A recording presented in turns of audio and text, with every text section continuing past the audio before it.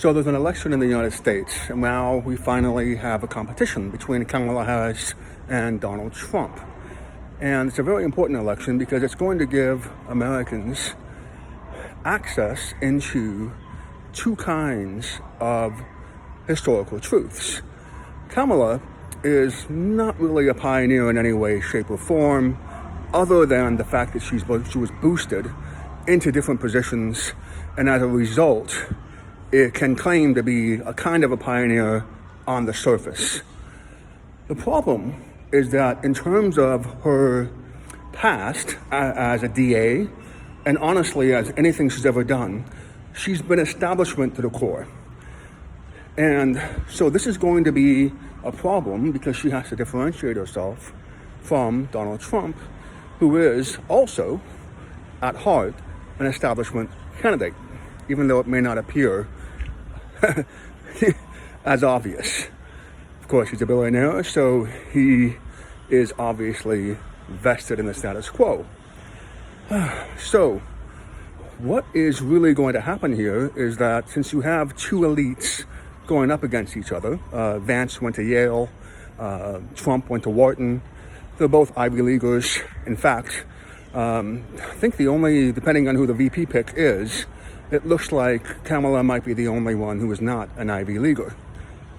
That doesn't really make a difference in her case because she has been establishment to the core, as the debate with Tulsi Gabbard exposed.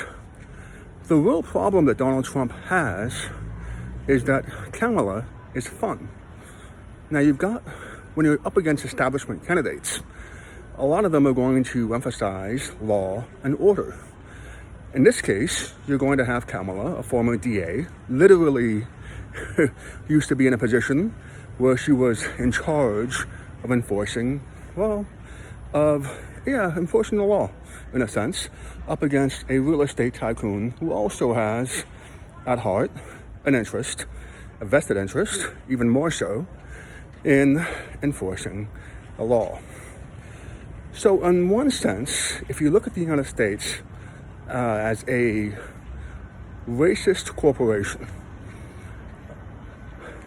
that, unlike the Volk, unlike the Dutch East India Company, unlike the British East India Company, and so on and so forth, actually managed to cast off its racist veneer publicly and survive.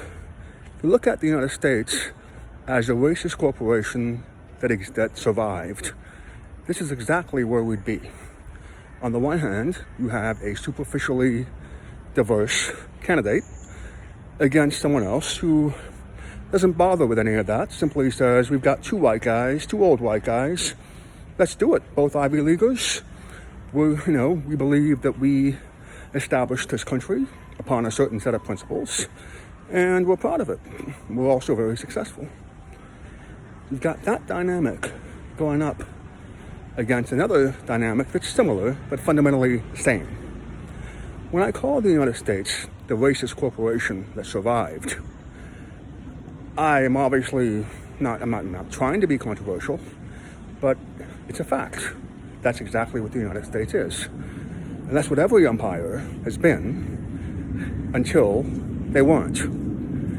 So, when you're looking at this particular election, it is still significant because the way these corporations survive, these multinational corporations, is by telling you a story. Actually, by selling you a story. And in this case, the story that the United States has sold has been one of diversity, has been one that says, no matter what your background is, you can be successful and rise to the very top. That's one of the ways that a racist corporation can survive for such a long time. That's what Kamala represents, that's what Obama represented, and so on and so forth. The problem with this story is that it's fundamentally untrue. And it's untrue in such a way that it requires the entire educational system in the West not to acknowledge it. In other words, to sell you a story that's false. Because in fact, the history of the United States is the same in a sense as the history of Europe. It's a battle between the Protestants and the Catholics. And obviously the Catholics have won. In this case, Vance is Catholic. Donald Trump's wife is Catholic. Supreme Court is majority Catholic. Biden is Catholic. You have Nancy Pelosi, Speaker of the House, Catholic. This doesn't necessarily seem to be a problem until you realize the United States was founded by 100% Protestants, 0 Catholic signees to the Constitution, and it was founded as a republic, literally in order to prevent excessive influence by the Catholic Church. So when you have that, number one, that dynamic, you have to lie in order to get from point A all the way back in 1787 or whatnot, 1789, 1776, to lie about all of that to get to where we are today in 2024. There's another problem. About 10% of the population in the United States are African Americans. Most of them are Christians. Why is that a problem? Because the Catholic Church's wealth and the way that it continues to gain political power is through a globally connected empire that is able to withstand, whether in France or Germany, it's able to withstand Reformation attempts simply because it's able, for a long time, to create a network of products and sales within that network that benefit itself through a private sector dynamic that was necessary due to discrimination and ostracization by the Protestants. In other words, the Protestants, when they came to this country, literally banned the Catholic Church. And they banned them for a lot of reasons, one of which was the threat of excessive political influence. In other words, the idea that the Catholic Church is not really a religion, it's a multinational corporation that cozies up to the king in order to take over politics. In other words, it's a political movement, allegedly, not really a religion. There are a lot of reasons that this is somewhat true. I'm not going to get into all those right now. But I suggest if you want to go down that path, that you look at the Jehovah's Witnesses, you look at how the Mennonites, the Amish, you look at how the Quakers, you look at how there are differences between just simple language translations about the Son of God, how that's viewed, about why in the West we celebrate Christmas on December 25th, the birth of Mithra, Mithra, whereas in Ethiopia, in Russia, and so on and so forth, they don't celebrate it on the same day, despite the fact that they are obviously also Christians. Now, with 10% of the population being African American and responsible in large part for the wealth of the Catholic Church, if the truth were ever to take root, you're going to have to defend a society in the United States that is now vastly unequal, particularly among the group that built the country and that was responsible for shipping cotton, sugar, tobacco across this multinational empire, thereby building these private institutions that answered only to or within themselves. So the sugar, tobacco, cotton, that's what built everyone. It's not just the United States. The Volk got almost all of our guilders from Indonesia, trading more than just tobacco, sugar, a lot more, because Indonesia had a lot more than the United States. So every country, every country in the West, essentially has exploited the natural resources of other countries in order to build today a very proficient supply chain that moved away from railroads to shipping, and now to the software and the digital infrastructure that underlies the physical infrastructure. And if you control that, it turns out you control what currency we can use. Spain got its wealth from Mexico, and so on and so forth. Mexico's wealth was so vast. They were using Mexican silver all over the world, including in Southeast Asia.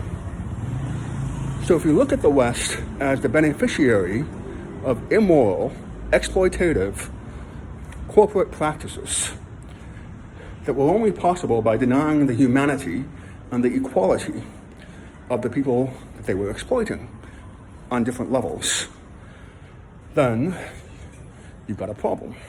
If you are where the wealth within the West is unequal on any level, but particularly so if that wealth is unequal when examining racial differences. So you have to have a Kamala Harris, right? You have to have an Obama to take attention away, to distract you from the real history of mainstream Catholicism, mainstream Christianity, and reality. Now, here's the problem and why things have become so contentious. So in the South, right, if you were African American, you essentially, by the way, you say African American because the Africans were so brutally treated by the Christians that they can't trace their history back to a particular country, only a continent. They are perhaps the only group in the history of humanity to suffer this fate, not be able to say, well, my mother and father or my grandfather or my great-grandfather came from this country, and therefore I can learn a language, I can be connected to something outside of my local preferences and my local history. So nobody, for example, says that they're Middle Eastern American, right? It's very strange. It shows you just how unique the immorality had to be in order to create the kind of wealth that we see today that was, again, not unique in terms of the structures involved. So, the problem is that in the South, back in the day, if you wanted to survive, your best options were to join the military as an African American or the church. And so this gets really complicated because there's no question that the churches in America, not necessarily the Catholic Church, were also responsible for removing de jure racist policies.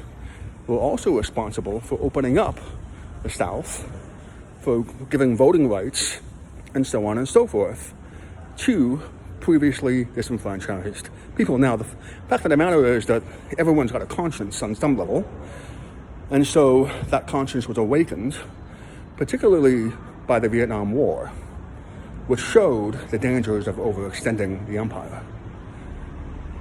Now, you take that history, that 10% of the population that doesn't want to think about the fact that you've got 3 Abrahamic religions. One of them banned slavery from inception, with Bilal being the obvious example. Why did it take the other one, over 1,000 years to catch up? And again, the simple answer, by the way, is that the Arabs were not able to fully participate in the globally connected economic wealth trade back in the day because of the climate. They could not really grow tobacco, cotton, and so on and so forth. So they didn't really have, chips to offer at the poker table in the same extent. That made it easier for somebody who was an iconoclast to come in and say, and put morality above profit. And say, this practice that you, the pre-Islamic Arabs, are involved in is immoral. And therefore, I'm going to be able to fight against it on a level that will allow me to create sustained resistance. Now, I talked about a failure of education. Well, we already established that Kamala Harris is essentially a superficial front, which is what all empires need in order to survive, particularly if they are part of what used to be an overtly racist corporate practice. We talked about how that's not necessarily true of everyone, particularly now, the countries that are poor were the ones who were exploited, but they also have an easier time getting to the truth of their own history because they're able to have a different kind of viewpoint. The real problem in the West is that even if you try to have a different viewpoint, if you only speak one or two languages, you're not going to get anywhere close to the truth, because in order to get there, you have to actually speak the language of the people that were not just exploited, but also interacted with along the way to the wealth that we see all over the world today. And this is really difficult because even the most basic things, when you put them into an Englishman's or an American's mouth, lose their meaning. So take one of my favorite poets, Jalaluddin Rumi. That sounds foreign, it sounds exotic. In fact, Rum is just a word that the Arabs had for the Greeks or the Romans. You can go back and forth. And the Rumi just meant somebody who lived in the kingdom of Rum, which was the Eastern Roman Empire. The real name of Jalaluddin Rumi is long. I don't speak fluent Arabic. I can't tell you what it is. It's a long name, which, by the way, makes sense because, just so you know, most Muslims are the name bin. So everyone knows what Osama bin Laden is, right? But they don't know what bin is. Bin means son of. Ibn, I-B-N, bin. So all this time they've been looking at that and they don't know what that means. So even when you've got something in front of you, you still need some education to get you to where you need to be. Now, when I use the word bin, I thought of a negative person in order to explain that, a negative event, and so on and so forth. In fact, that person was supported by the West against their former enemy, which is now a current enemy, the Soviet Union. It's called the Mujahideen, splinter groups, Taliban, Al-Qaeda, etc., ISIS possibly, etc., etc. So you also have, again, this linguistic problem. And it's not just in the Middle East. Even Napoleon, you think Napoleon, that's the most famous Frenchman ever. Napoleon from Corsica. Corsica is Italian. He was Italian. His parents actually, not only that, his parents fought against the French. So Christopher Columbus, that's not his name.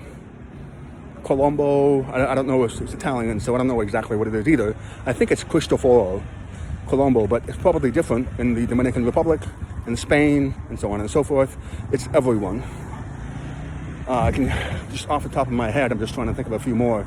The Berbers. You've heard of the Berbers in the Maghreb, in northern Africa. That's not what they call themselves. Berber, B-E-R, I think it's B-E-R-B-E-R, Berbers, actually comes from a Western root word meaning barbarians. So these were nomadic people.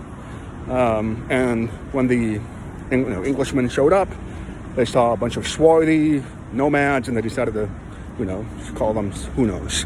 That name stuck and so on and so forth. That's obviously not what they call themselves. So if you wanted to get a taste of what their history is or was, even if you know who they are, what group they're a part of, you can't actually get to the information you need. You actually have to speak, Moroccan or Arabic, and then you got to work your way backwards. And the problem with the empire, the American empire today, it has so many enemies that you can't get to a reliable source because you can't understand human history, which is all globally connected, whether in conjunction or in opposition, for thousands of years. You can't get to where you need to be if you eliminate, say, knowledge of the Russian Empire. If you don't speak French, if you don't have information about the French Empire. I mean, right now, if you think about it, if you're American, if you're born in the United States, you are educationally disabled. You will not know, even if you have the best English-speaking teacher from grade 1 all the way up to grade 12, you will not know much of anything because your school board is probably controlled by either a Catholic or a Protestant, and they have different versions of history. At this point, both those versions are very controversial, so it may even get to a point where it's not even taught, even if somebody would know it, because that teacher might be sacked or made redundant. So, you go back and forth, and you realize that the United States in particular is having problems by having so many enemies. And it's one thing to have enemies just, say, against the Soviet Union. But if you antagonize, and you have to antagonize in order to justify the military spending that's happening right now, if you antagonize 1 billion Muslims and 1 billion Chinese and the Russians, and that becomes what your algorithm promotes, differences, as opposed to understanding in order to justify whatever it is that the military commanders or the politicians are seeking to do. There is no way for this generation of Americans to actually get the knowledge they need in order to get closer to the truth about why they are where they are and why their country is in the state that it's in. So that's where we are as Americans. And again, you can see the rise of the East and the decline of the West, with Europe kind of stuck in the middle, almost as a mediator. And of course, the Europeans are going to have problems of their own, right? They've got wars going by quite some time, which is what caused the Protestants to leave and come to the United States. Not just the Protestants. You look at wars, World War I, World War II. Where did all those refugees, not all of them, where did a lot of them go? The United States. So that's why there are still places called Germantown in the United States. You've got people in the United States that walk down High Street and don't know what that means, even though they speak the same language as the country where that term is from. So, when you look at the way forward, I'm trying to tell you that it's possible to learn how you've been lied to, but you have to travel. You have to go to museums all over the world. And that's going to get a little bit easier as everything goes online. But now you still have to find these things online. And you still need people to sort of guide you. And then what you want as you're studying history or just the economy, you want to look at what happened to all these empires that decided to rely essentially on marketing and stories rather than the truth. By the way, it's not a coincidence that the two of the Abrahamic religions that were that were essentially founded as like sort of anti-slavery movements, both of them are law and order types.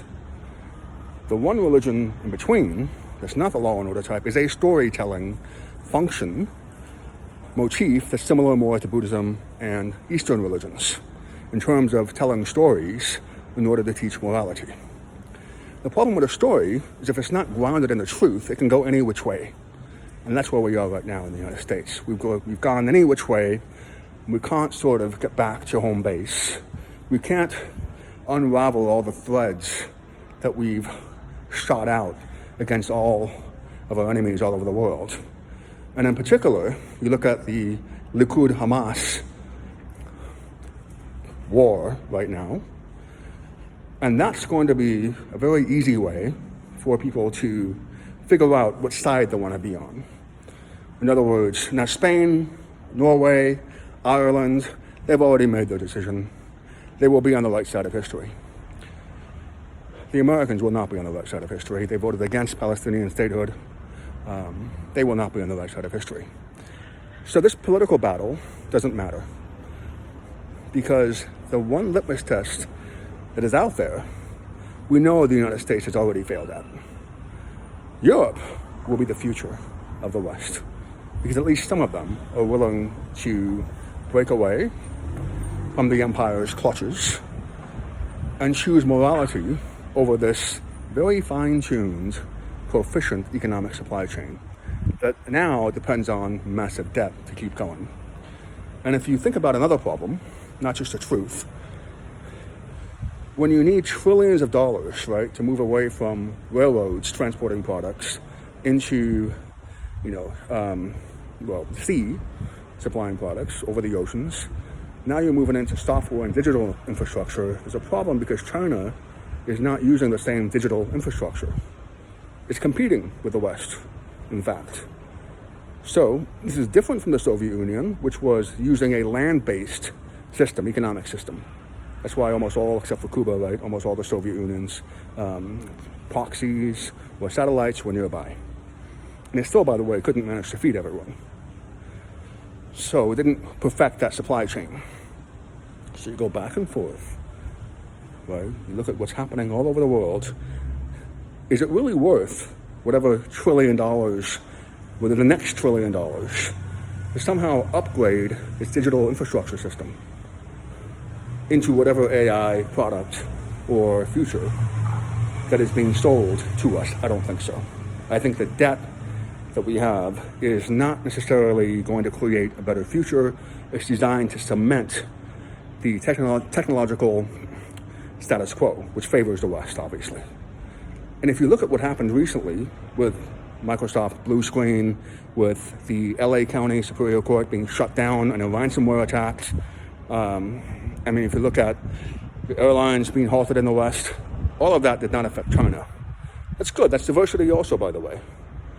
You can see how whatever we're being promised with AI is going to be insecure, because it's based literally on a foundation from DARPA, which was an insecure communication conduit. Got a little bit better when you moved away from the DARPA model into applications and so on and so forth, but the reality is that everything is really based on an insecure network, on an insecure method of communication. And so it needs a lot of money to defend. And the question again is, in the past, when we moved from railroads to ocean, the navies, that military spending was justified, right? Because moving from railroads to naval prominence, you've got to build your navy, right? Airlines, shuttling people back and forth, got to build your Air Force, right? That requires natural resources. It requires the prudent management of those natural resources. What we have now are electric vehicles, a software within those electric vehicles. Just the whole point of going EV is that it uses fewer materials, but a lot of still lithium, a lot of dangerous materials still. So you're going to have a lot of hotspots still all over the world, just not necessarily something that's going to be able to create the framework for what happened before, which is a globally connected supply chain where everyone was essentially dependent on someone else, whether oil or whatnot. It's not just you have oil, so what? You got to ship it, right? You got to refine it. You got to convert the excess waste into plastic or something else. You've got a whole economy. Lithium, not so much, right? Maybe you can recycle it and so on, but you're not going to be able to build a massive global supply chain based on this. So, you just saw what happened with the ransomware, with the shutdown of the Microsoft Blue software, and that was allegedly an upgrade. Wink, wink. You can see right away that we're not going to be able to have, say, better, safer planes. The idea is probably, right, we're going to have self-driving cars. We're not even there yet, really yet on a mass scale. Everything that we've built, right, and the shift from railroads to oceans. When I say railroads, I mean roads also, right? All that has to be somehow upended in order to get to this next iteration of technological progress. I don't see it happening in a way that benefits the individual.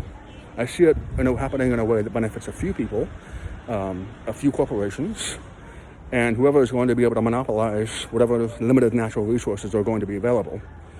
And so that's why alliances are going to be even more important moving forward, right? But you can also see that if you just take China, Russia, you take the Middle East, you can see they've got options now just by working together. So, what does this mean in the end? The election will fundamentally not matter. But at the same time, it will matter in the sense that it shows you the types of propaganda that will be used. And right now, Kamala is more fun than Donald Trump. We're going to see what happens with the VP pick and everything else. It will be a battle between Silicon Valley elites and East Coast and Midwestern elites. And again, none of it is going to fundamentally sort of solve the problem of a corrupt legal system, of a deficient educational system in the West, one that depends on a story that demonizes others in the East in order to maintain its prominence and in order to cover up, in a sense, how it got the wealth that we see all over the world today, including in Singapore.